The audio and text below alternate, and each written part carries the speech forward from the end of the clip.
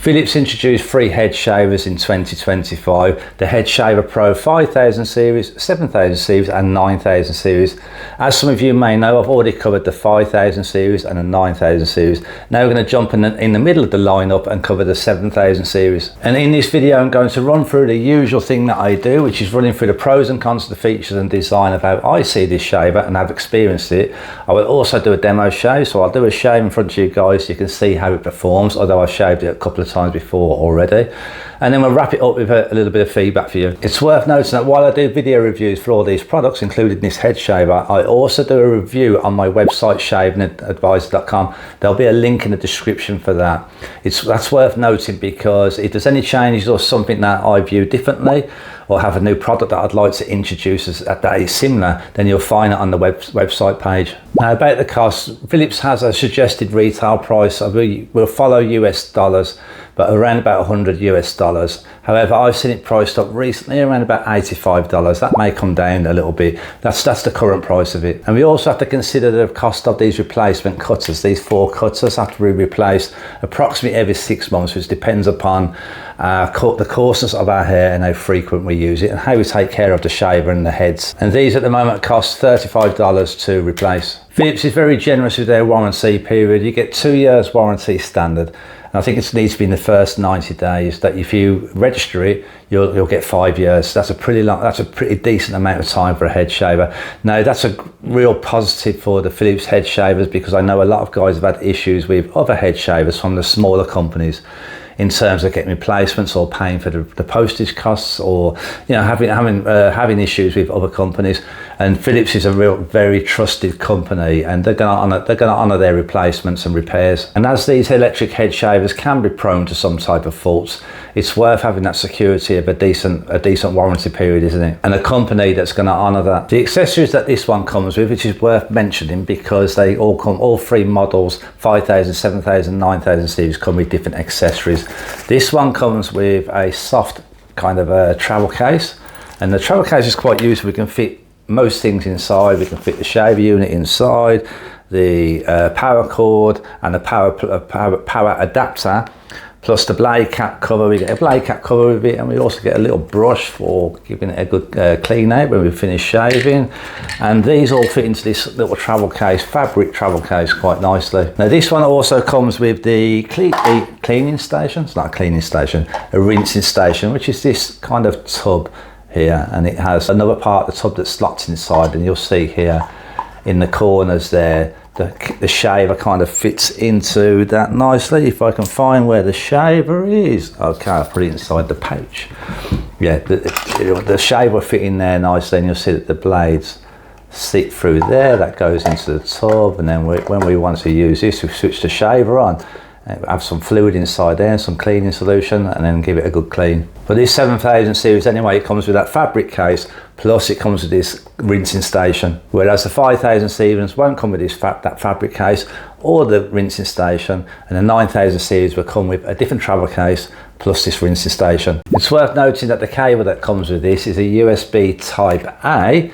It has a connection there to type A. It's not a USB type C.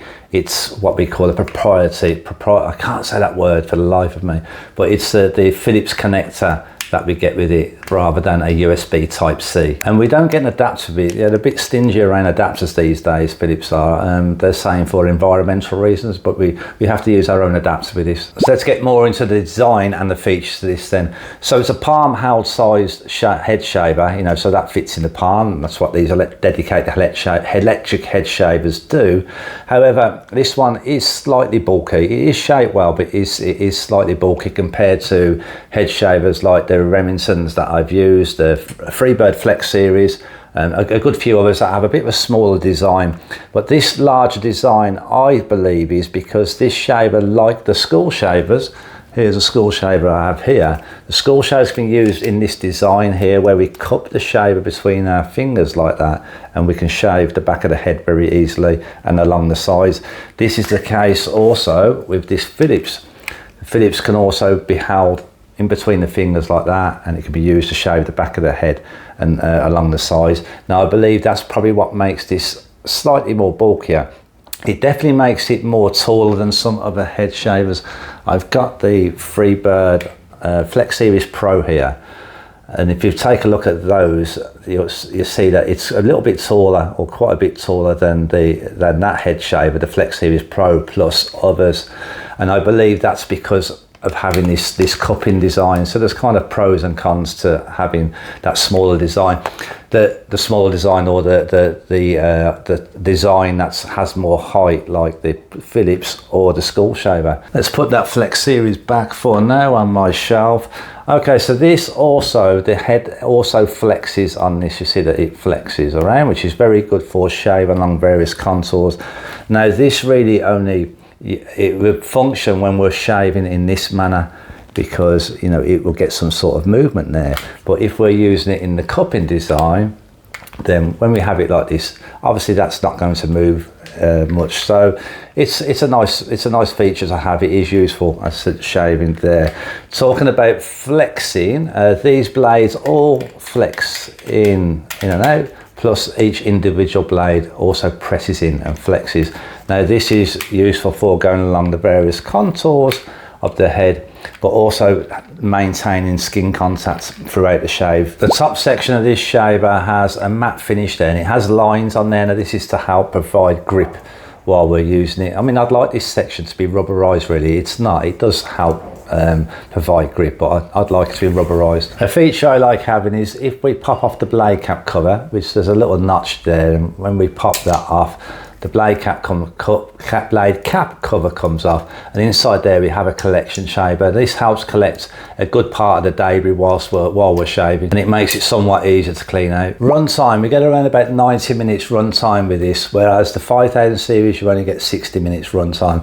We get 90 minutes run time, and I'd say it's approximately right from the use that I've had, and it takes around about 60 minutes to fully charge, and that's about right as well. Not that I time it specifically, but as a guesstimate, as I'm using it, I think around about an hour's right. The LED indicators are very simple on this stage. Just all you get is one indicator light, which will light up when the battery is becoming low, and then it will also light up when we plug it onto charge. There's no sort of percentage charge or anything like that. Now the 9000 series comes with 3 segments, so the 7000 series doesn't come with that. That's a little bit of an upgrade for the 9000 series. We also get a handy travel lock, so if we press the button, the power button, hold it for about 3 seconds, 1, 2, 3. I would get a light for that as well. Then the travel lock will be enabled, so we can't switch it on then.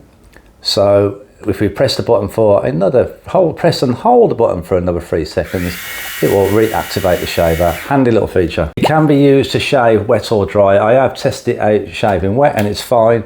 I don't get much benefit from shaving wet with an electric shave. I like the convenience of shaving dry. But if you do want to shave wet with your favourite lubricants of choice, then yeah, the Philips is good for that. Cleaning the shave is pretty easy. I just pop the top cap off. This is my routine, and I'll give this a blowout and a brush out inside there and inside the collection chamber.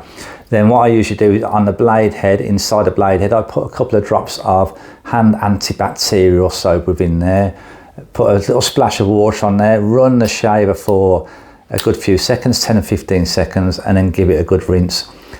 I'll check inside the collection chamber, because sometimes in the corners here hair can gather, or debris, but that's best to try and get out with the brush and that first. If not, just give it more of a rinse and a little bit of a wipe down there.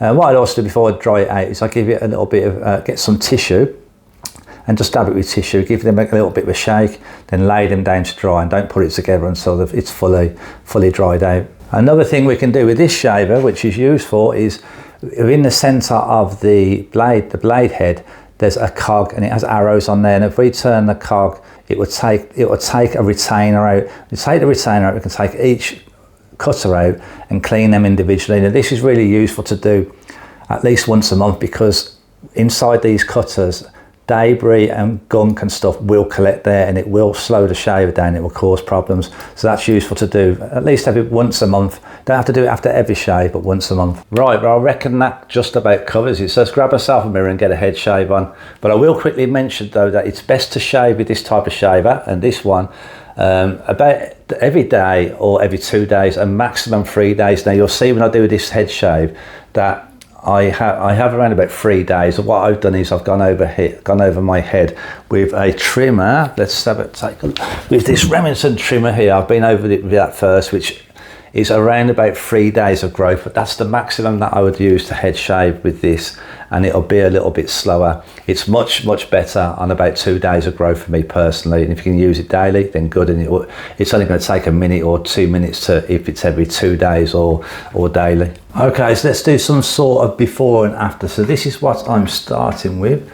See, I have some hair there. I have minimal hair there. I do have some, it's kind of very faint, but this is one of the reasons why I shave my head, is because I recede all the way around there and look like a monk, and I prefer to just shave it completely off, like I'm sure many of you other guys do. This is what we have at the back of the head. So that's what we're starting with. As I said, around about 3 days of growth, but I went over it with a hair clipper without a comb first. So let's power it up and get going. Right, so first I hold it how the standard manner of holding it and begin to shave like that.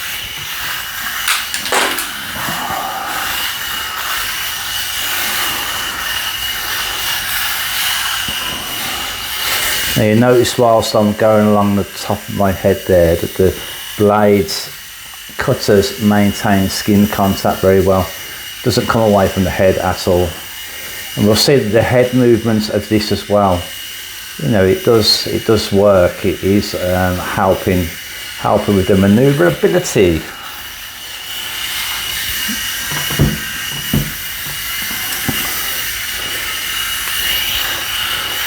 It should take a couple of minutes. The blades are very comfortable. It feels very comfortable on my scalp, my skin. Now you guys might want to do this as well. Here, with any of these dedicated head shavers, I usually get some stubble or a slight fine sandpapery feel. So what I do is I pull my skin taut like that, and I'll get a much closer shave.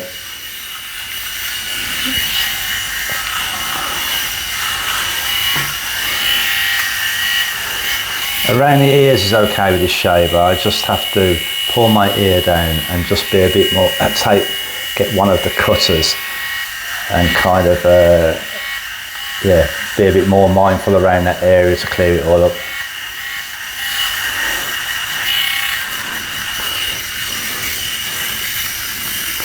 Right, and with the cupping design, slide our fingers in between there and then around the back of the head. That's extremely useful and practical. Let's turn around and show you around the back of the head while I'm shaving.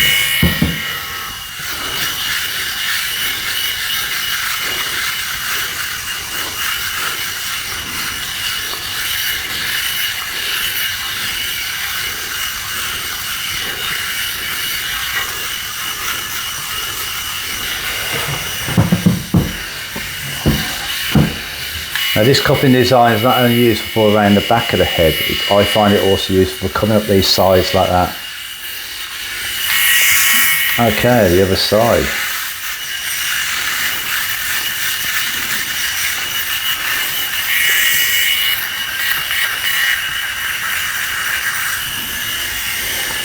Now I find the Phillips shaver useful for holding in that way. If I want to put a bit more pressure on and get the shave a little bit closer, the cupping design, I can hold it tight on there actually, yeah, but I don't know, it just feels like holding it like that I can get it a little bit closer, a little bit of a closer shave.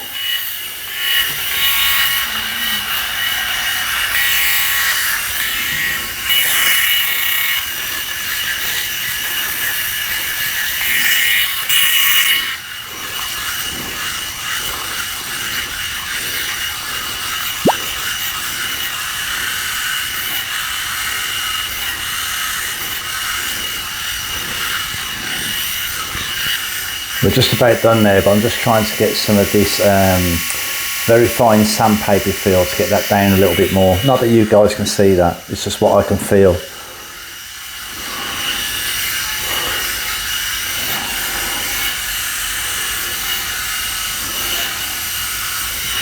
Right, so we're just about done there. Job done. Right, well that was a very fast shave, and yeah, it's very close. I mean, I do have some slight, very fine patches left, but that's kind of standard with any of these dedicated head shavers. Some of the file shavers, like a Braun Series 9 Pro, and some of the other double file shavers will get that little bit closer, and I can actually use them shavers for touching up. But that's a pretty close shave and very convenient. Let's show you around the sides and the back of the head. There's the back area. I don't have any irritation sore. There's no irritation sore on my head or the back of the neck, where that can sometimes, I can sometimes get irritation at the back of the neck. Comfort, yeah, extremely comfortable and quick shave. And the number one thing above any of the manual razors and the other electric facial shavers is the convenience of it. It's, you know, it's ergonomically friendly, and it gives a quick shave, especially when, you know, when using this every day or every 2 days. I will be covering a quick comparison video between the 5000 series, 7000 series and 9000 series. I have done a quick side by side with the 5000 and the 9000 to see if there's any difference in performance, and I didn't find anything different at all. But that comparison video is going to be a pretty quick video, but I will do a head shave as well, just so you guys, so we can test it out again to see if there is any difference. But I don't think there's going to be any difference, because I don't think there's any difference in the motors of these shavers. But we'll take a closer look at that in a comparison video. As I mentioned, there'll also be a review for this on my website, shavingadvisor.com, where there'll be a link to that in the description below. Also, if you've got any questions about this shaver, or you've used it and you want to give us some feedback, then you can also drop a comment below, and I'll always respond to any questions that I have for you guys. Thank you for watching, guys. Have a great day.